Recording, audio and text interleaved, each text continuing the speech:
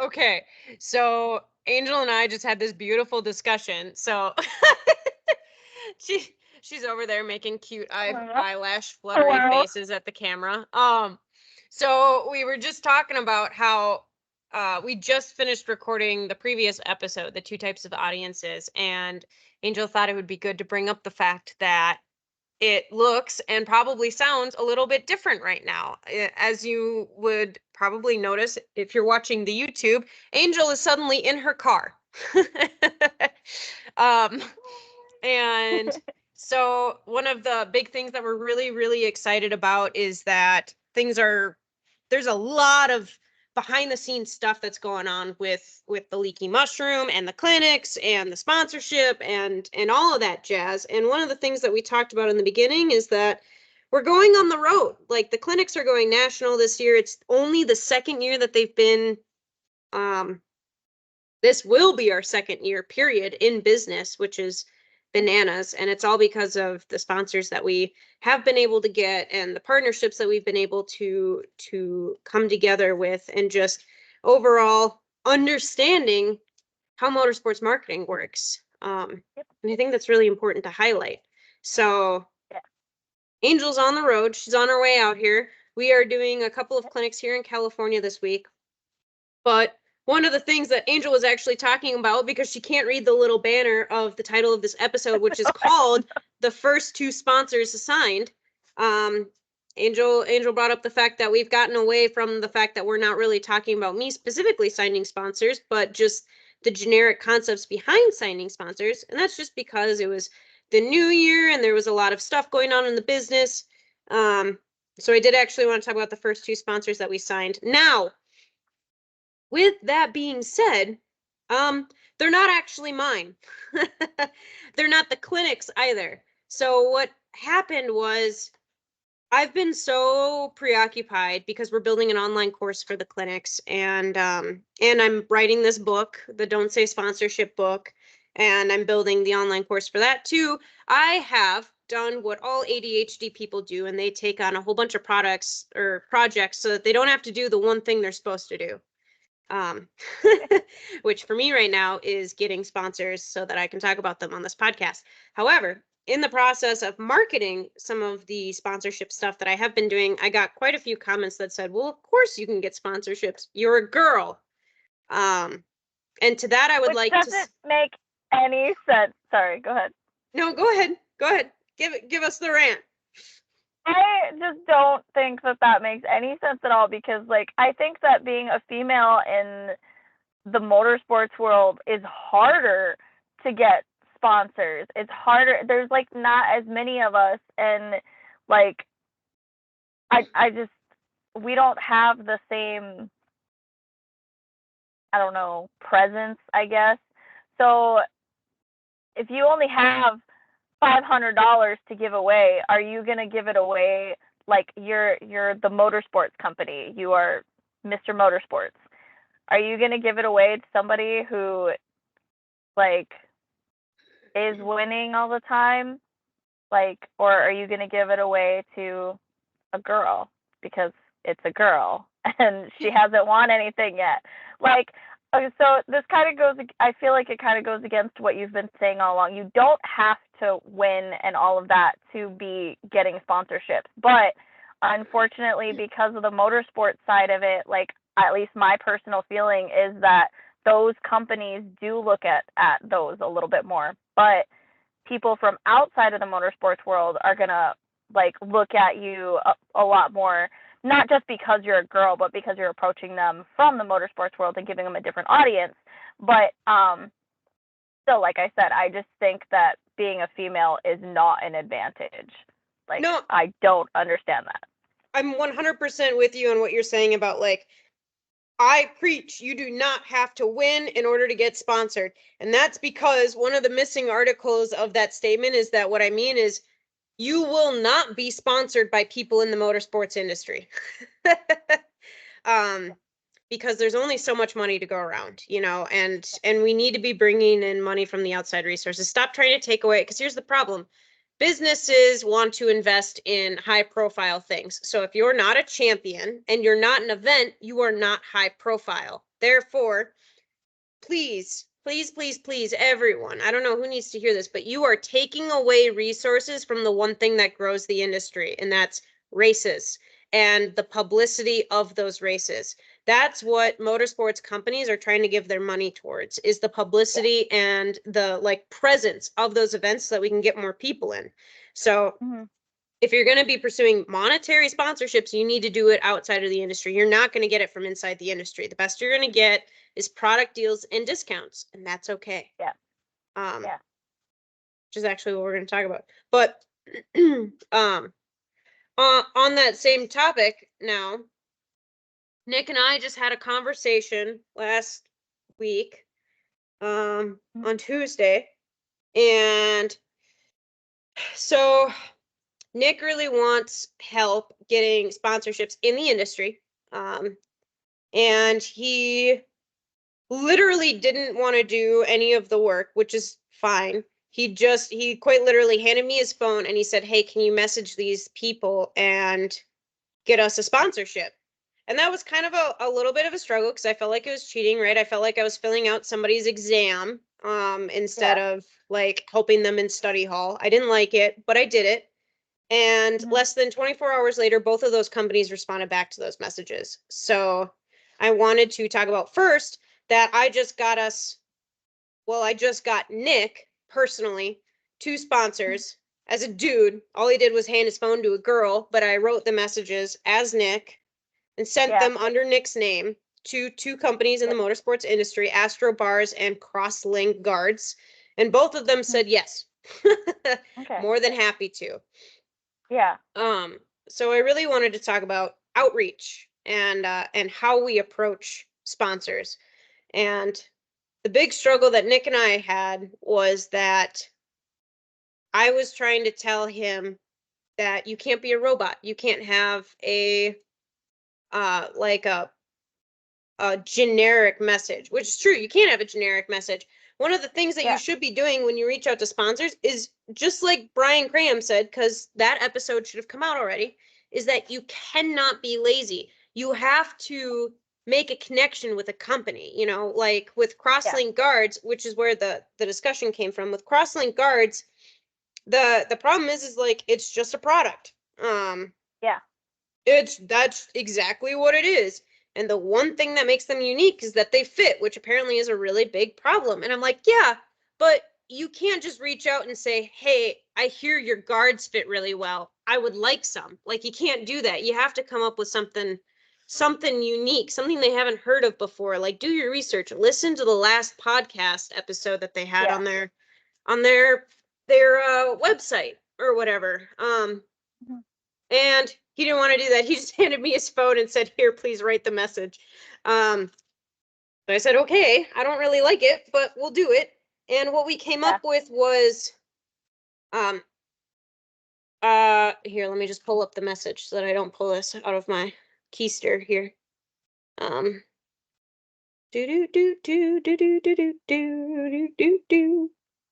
anyone that's just listening to this real quick while she's pulling that up, there's a giant dog in her lap right now, and it looks like he's crushing her.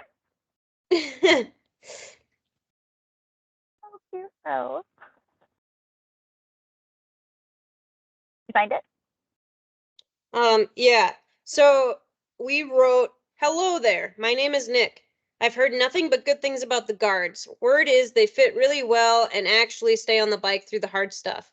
I'm doing a national clinic tour for about 6 months from the West Coast to the East Coast coming up at the end of March. It's with a company called the Leaky Mushroom Motor Ranch. We're also the title sponsor for Battle of the Goats this year. I'm wondering if you would want to have a call to see if there's any way we can help you guys out with getting the brand name out there more." So, and then immediately, like less than 2 hours later, they responded with, "Hey, one of us is on a writing trip this week, so we're sorry for the delay. Send us an email." And then they ended up having a call the next day, a phone call the very next day, where they said, "Absolutely, we'll send you stuff." And you know what they said? You know what the best part of this whole conversation is? When Nick got off the phone, he said, I really liked them because he said, yeah, I know how this goes. I end up helping the rider more than the rider helps me. So the thing you need to understand is, like, when you're talking to sponsors in the motorsports industry, when you say the word sponsorship, that's immediately what they go to. I help them more than they've ever helped me. And I've had this experience over and over and over again. When I was just talking to Ashley Harris, she said, yeah, I've done like where I help somebody out for free once or twice or do affiliates, like they get commissions off of sales, and it never works. And so she doesn't do it anymore. Yeah. So Yeah. like they've tried it. They've dabbled in this thing called sponsorship and it doesn't work. They don't like it. That's why we're moving into an era where you just don't say sponsorship. And that's why the book I'm writing is called Don't Say Sponsorship, because we're moving into a new kind of like motorsports marketing and advertising, and it's called activations, and it's really important to understand how it works. But the big thing I want to highlight is when you reach out to sponsors, you need to lead off with, I want to talk to you more. The other message that we sent to Astrobars We is, should coin like a new phrase for it though. Like, instead of calling them sponsors all the time, we should have like a different word for it. I don't know what, but like it needs to be something else, because like you've said it multiple times, like, don't say sponsorship, and like it isn't what we used to think of as sponsorship anymore. And I actually just had this conversation with somebody the other day. We were talking about like Tide sponsoring things, and like how NASCAR sponsors are like completely different from like what like Supercross sponsors are and stuff like that. yeah. And like we had this whole conversation because sponsorship has taken over my life, and like, that's all I talk about now anymore, it feels like. But it is very different from how most people look at it, and I really think that we need to have like we need to have a poll. Like, people need to give us like words, and we're all just going to pick a new word, and we're just going to start saying that instead of sponsor and sponsorship, and then we're just going to make it a thing. It's like in Mean Girls when she was trying to make fetch happen. I like it. I really like it. Yes, gonna be called blank. I think that's a good idea. So the other message we sent, this is much more conventional. I encourage this kind of stuff way more. And it says, hello, my name is Nick. It seems like a lot of people have been running your bars. I rode with Jarvis last summer and he was telling me that I should try them. So that's his like icebreaker. Like, I know somebody who does this. I ride with Graham Jarvis. Like, I've done it before. That's an audience you borrow. Since we just listened to that episode, you borrow Graham's audience when you insert that in here. Like, hey, I ride with Graham. I rode with him last summer. He was telling me to try them. I'd like to learn more, and I would love to see what your goals are for this year and if there's any chance that we can work together. Thank you and have a great day. And immediately, less than an hour later, they responded with, right on, Nick, what's your number? Let's have a chat next week. And he said, awesome, let's do it, and gave him his phone number.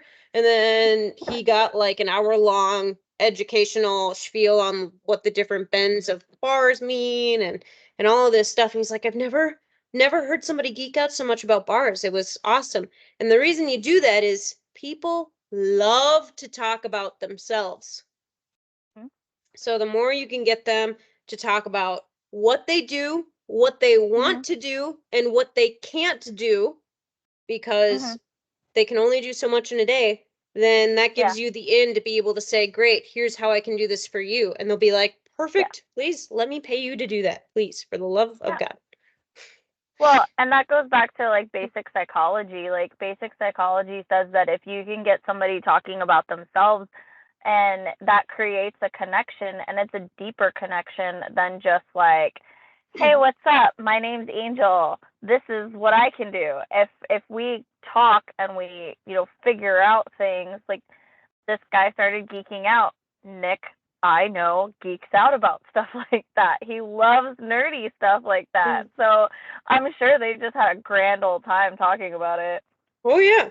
Well, and the thing I want to stress about this is, like, when you reach out to a sponsor or a company, when you reach out to a potential company that you're going to partner with, because we're not going to say sponsor, because we don't say sponsorship, when you reach out to a company that you want to partner with, your number one goal with your messages should not be to educate them about anything you do. It should never be about you. It should only be about them and learning what they do. And your only goal should be to book a phone call. Don't like drive into the office. Who wants to do that? Especially if it's like a national production. Like, get on the phone with them. And that's where you explain all of the really cool things that you do.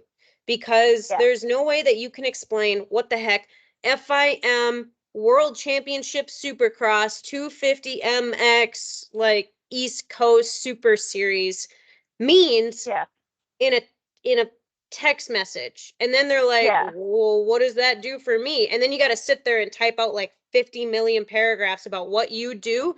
That's wasted time that they could have been talking about themselves. Yeah, and I was just gonna say, like, when you do that, you're having a conversation, but if you're doing it through text or like an email in this case, like that takes time because then I'm gonna send you the email, you have to read it, you have to give me your question, then I have to read it, and then I have to give you the next answer, and it takes forever. So a call just makes way more sense for that because then you guys can have a conversation and maybe it starts off one way and you think that you're gonna get, I don't know, $10 out of them, and all of a sudden they're going to offer you 1,000 because of something else that they figured out that you can help them with. So.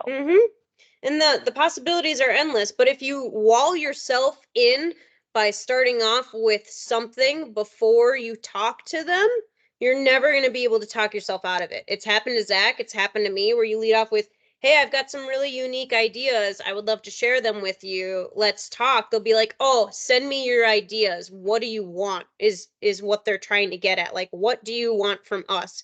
And then you sit there and you're like, well, I'll just tell you in the call. And they're like, no, tell me now. And you're like, ugh. And then it feels gross because then you're like typing out this whole thing and you don't know if they're gonna like it and so then they can feel your indecision and you're like, well, if you don't like this, we can just do this over here. And they're like, I don't like any of those ideas. I don't want to talk to you. And you're like, I know. That's why I wanted to get on the phone with you, is to figure out what else you would want. And they're like, we're not really interested. Thank you. Like, don't do that. Yeah. Learn from my mistakes. Don't do that. Yeah. Get on the phone with them first. And you always do the shameless plug. Now's my chance to do it. That's why you hire a coach.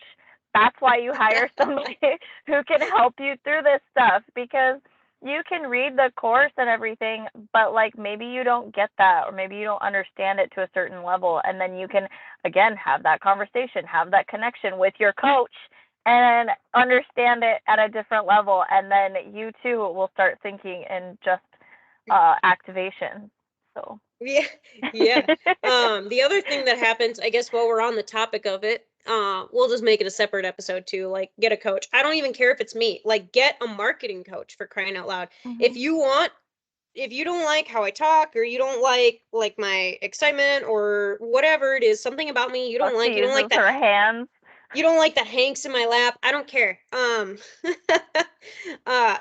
a different coach. That's totally fine. But I don't know anybody that talks about sponsorship the way that I do. Yeah. And that's fine and fair and dandy. Like, go to a marketing coach and try and figure out how to put marketing into sponsorship like I did. That's fine. Or you can go to those people. The Sponsorship Collective just talks about sponsorship from the standpoint of events. So then I took their coaching too, and their event coaching, and I learned how to modify it for like what I do. And there's another company out there that does sponsorship, but their super secret evil plan is that it's a multi-level marketing thing. And I'm not about that. Like, I want you to do your own thing. I want you to have fun, live your life. Don't waste your time selling fucking water machines. Like, do what you want to do. But the thing is like with Zach loves talking to people. Zach loves getting other people to talk to him. Zach loves helping people, but Zach still can't sign a deal. And every single time, he doesn't know why. And he sends me every email he sends to, like, he's at the stage where he doesn't need me to read every single email he sends before he sends an email out to a sponsor. But Yeah. Now he's like, Catherine, I made it to the final stage, but nobody signed the email. And I'm like, okay, or nobody signed the deal. And I'm like, okay, show me what you did. So now we're at the point where he sends me the whole conversation he had with this person, and it's literally like 2 millimeter shifts. I'm like, oh, you should have used this word instead of this word. The rest of it was perfect, but it's just a simple shift. Like, did you ask what budget you should write? He's like, I'm so excited. They asked me to write a proposal. What should I put it for? And I'm like, well, did you ask them what budget that they want? He goes, ah, shit, no. And I'm like, see, now the awkward question comes in of like, you can backtrack and say, hey, I didn't realize I didn't ask you what budget I should write this for. Like, how much are you willing to spend? Or you can make it up in your brain and like do the tiers, the gold, silver, bronze, and hope that they like something. You know, so it's like now we're at the 2 millimeter adjustments that he would never know if he didn't have somebody to ask, you know? Yeah. And he's And at the then you would just get so frustrated because you would be like, I did this exactly like it says to do in the you know, in the course. Like, this is exactly, like, I don't understand why it's not working. But then getting that conversation, you're really, like you said, it's 2 millimeters. It's so close to being right, but it's just a little bit off. It doesn't quite fit in the hole. And here's the thing about templates. I'm all for templates. I have a bajillion templates, but my templates are different from what Zach uses, which are different from what Courtney uses, which is different from what Kevin uses, because they all do different things. Like, we follow the same structure. I give you the blueprint, but you still need to be able to weave your own art into the blueprint. Like, you still have to make it yours. And the problem is like each situation is different. Every company you talk to is different. Every person you talk to is different. So even though you have the structure, even though you have the knowledge, the way you phrase things matters depending on who you're talking to, how you're talking to them, like what started the conversation. What if they came to you first? Then what do you do? You know, it's like, the scenarios are always changing, and that's what a coach is for. Yeah, you can do it yourself. You absolutely can. That's why I wrote the book. That's why I have a course. Or you can join the group coaching where you can hear other people's experiences, or you can get one-on-one coaching so that we can like deal with those 2 millimeter adjustments. But it's just, it really is. It's a matter of like what you want to do and how serious you are about it. Like, do it yourself. You can get a couple grand easy per sponsor, but for those 2 millimeter adjustments, that's where you're talking tens of thousands, maybe even and I think that hundreds and millions if we want to get on the scale of Brian from Sherco, because we do that too. No, I think it's amazing that you essentially are offering up so many different ways. Like you said, it depends on how people, like, everybody learns different, right? And some people are like more hesitant to work with somebody like that closely because they maybe don't want you reading everything, and they're like really nervous that you're gonna be like super critical, which, like, you're not like that, but they don't know you. So but you've basically given out like every way you could think of, like, for the people who do want to spend that money, for the people who do want that one-on-one time with you, for the people who don't, for the people who can't afford to pay for it right now, they're getting these podcasts. Like, you have given this information out in so many different ways, and I think that is absolutely fantastic. I don't see anybody else out there doing that, and believe me, my phone listens and it brings up sponsorship stuff all the time, and I constantly get those ads, and I'm like, oh my God, this is so wrong, or this is so close to being right. Based on what little I know. But, you know, it's just, that's all that it is. It's just that ad, or, you know, it's that, in some cases, it's like a reel or whatever. And it's just like, okay, but what else, you know? I don't know. It's just weird. But it's weird to me because all I know is you, and like, you give out so much, and like, you really, like, you give it in every way that you can, you know what I mean? Like, I think it's really cool. So. Oh, well, thank you. Thank you. Well, okay. I'll call it there. If you want access to any and all of these resources, all you got to do is go to www.don'tsaysponsorship.com. That has the free newsletter, that has the book pre-order or regular order, and then after that, that has different options for like courses versus memberships versus group coaching versus private coaching. You can choose all of it. You can choose none of it for free. Pick your own prices. I don't care. If you're on the YouTube or you have us on Instagram, please send us ideas for names for what we can say instead of sponsor and sponsorship, because we need new words. So I don't care if you make up a word. Like, give us things to like just think about. So we should call them that would be very helpful. Hanks. When you reach out Hank to Incorporated. Oh my gosh. No. Yeah, that's a good idea. I didn't even think about that. That's excellent. Yeah. Okay. On that note, I think no, you won't be here until the end of the month, which is like 3 weeks from now. Jeez, I can't believe it's that far away still. Angel's going to like Minnesota, and then she's going down to Arizona, and then she's hanging out. No, and then New Mexico, and then Arizona, and then California. Yeah. And then we're going on tour. Yeah, and then we're going on a tour. Jeez Louise. Yeah. I'm going on my own mini tour, and then coming to California, and then we start our tour. So yeah, it's gonna be crazy. So I demand really cool video updates every time that we jump on a podcast now, from like wherever you're at. Well, right now I'm still in North Dakota, and it's gross. So yeah, it's not pretty. Yeah, we just got it's really nice, but like, I mean, it's 40 degrees outside, so it's fantastic. But I'm heading to the Badlands, so that way I can go running because I'm psycho, and I'm gonna try and run 20 miles tomorrow. Woo! I haven't run 20 miles since before my crash in North Carolina in November. Oh my gosh. So yeah, I haven't run that far since then because I messed up my leg super bad, and then I couldn't train, and then it got super, super cold, and so I've been running, but not that much. But by the time this podcast comes out, everyone's gonna know. So tomorrow's my birthday, and I'm trying to run at least 17 miles because that's half of how old I'll be in miles, and if I can hit that, I really, really would like to make it to 20, but we'll see. Those last 3 miles will be brutal.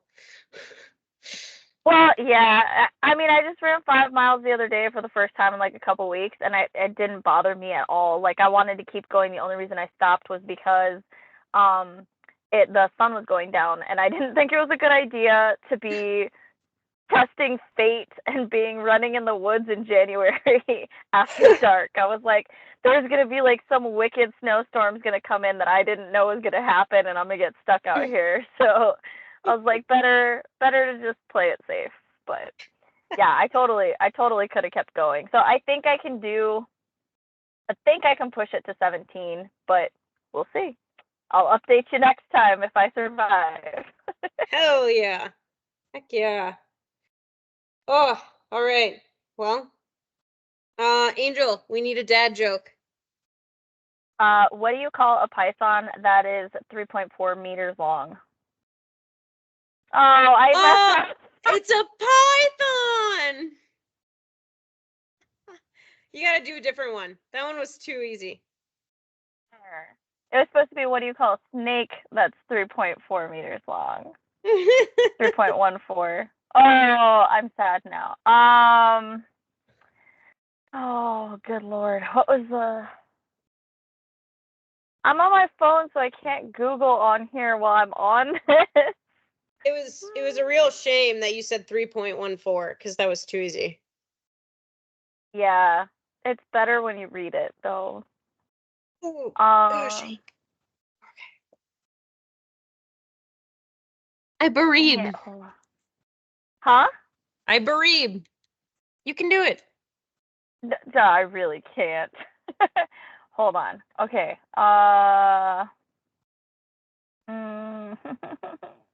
This is hard. Why didn't I look this up earlier?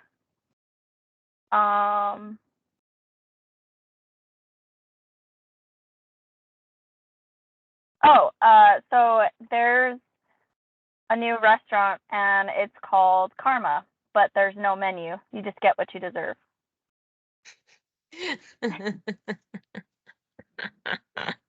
All right, that's pretty solid. I approve. I approve. I'll give it to you. Oh, all right. Go to www.don'tsaysponsorship.com to order your Don't Say Sponsorship book.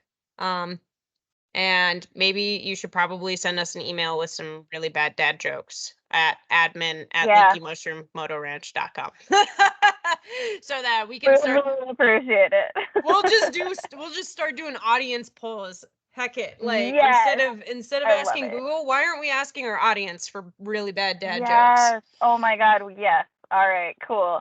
Yeah.